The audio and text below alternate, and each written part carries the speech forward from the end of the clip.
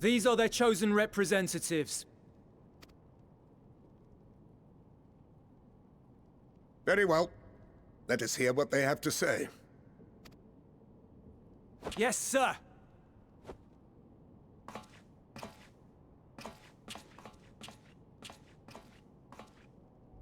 I present to you our commander, Lord Quintus Van Kina, Legatus of the First Legion.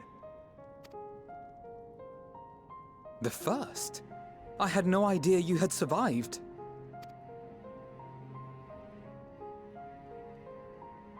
We lost our Emperor, our city, more than half our troops. For my wounds, I may never take the field again. But we survived, aye. In a manner much to your liking, I dare say. We have no intention of adding to your misfortunes, nor do we bear you any ill will. Spare me. Though you children may speak in earnest, overtures of peace ever ring hollow in my ears. So long as man stands to profit from his neighbor's suffering, war is inevitable. Driven from our ancestral homeland into this blasted waste. Yet still you yearned to rob us of our paltry scraps. 'Twas only with Magitech that you learned to keep your distance. Though we knew it was only a matter of time before you regrouped and returned. Conquest and empire were our only defenses. Emperors Solus and Varus understood this, and through their campaigns saw us grow and prosper. Much blood has been spilled in Garlemald's name, aye. But if it is a choice between yours and mine, then it is hardly a choice at all. I do not deny that a great many conflicts throughout history were driven by the desire or necessity to gain by another's loss. That is not why we are here. Nor have we come to petition your aid in the war with the Telophoroi, grave though that threat may be. Our purpose is simply this. We wish to help you. Let us help you. If there is aught that can be done to ease your plight, we would be glad to do it. Perhaps you would.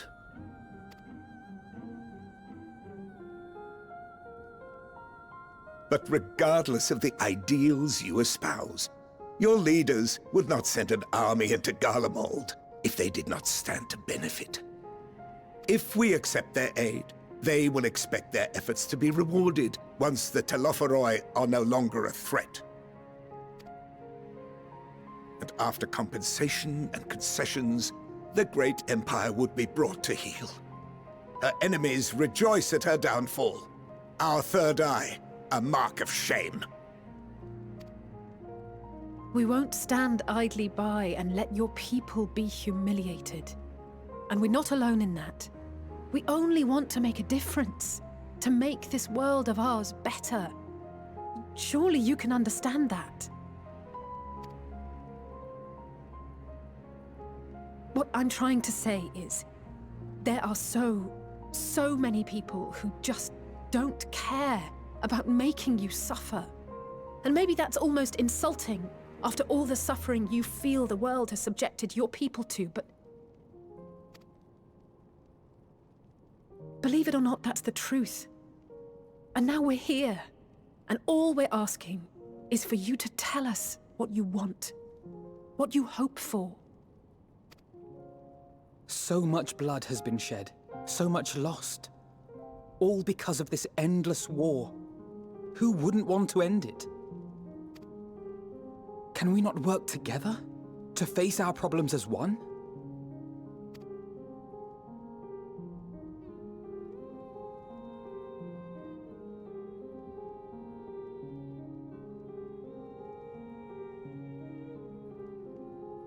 Answer me this, young peacemakers.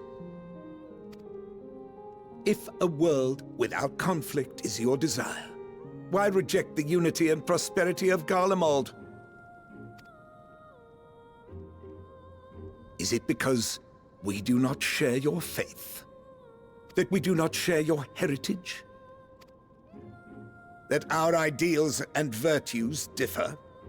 That we cherish and hold in the highest that which you do not?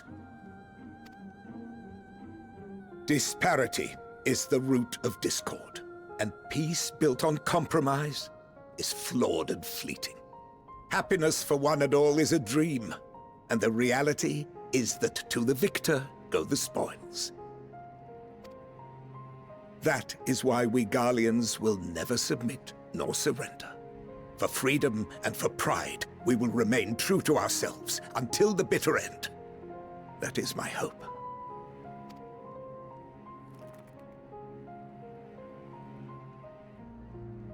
It seems there is nothing more to say on the matter.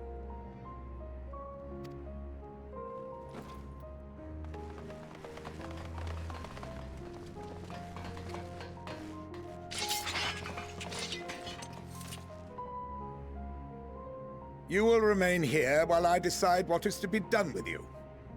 Do not be alarmed. No harm will come to you, if you cooperate.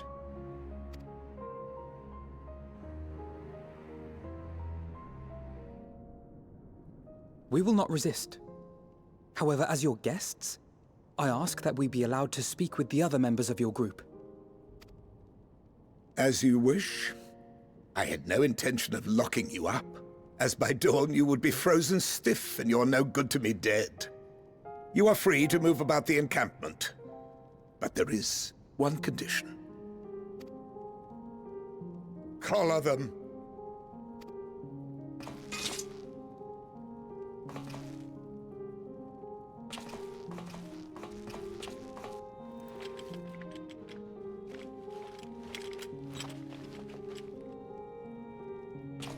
What are these?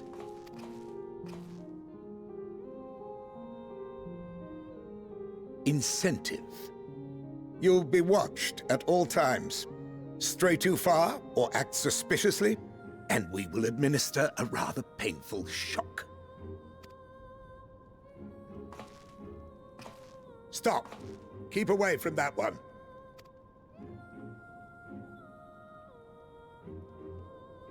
The champion of Eorzea is not so easily cowed.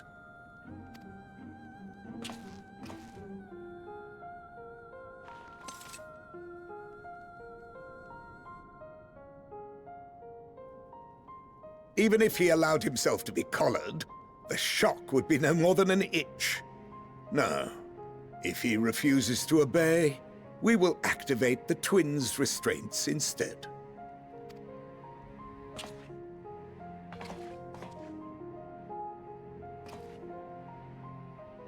You needn't worry about us. We'll forget we're even wearing them soon enough. Even now, you still... Why go to such lengths? What is it all for?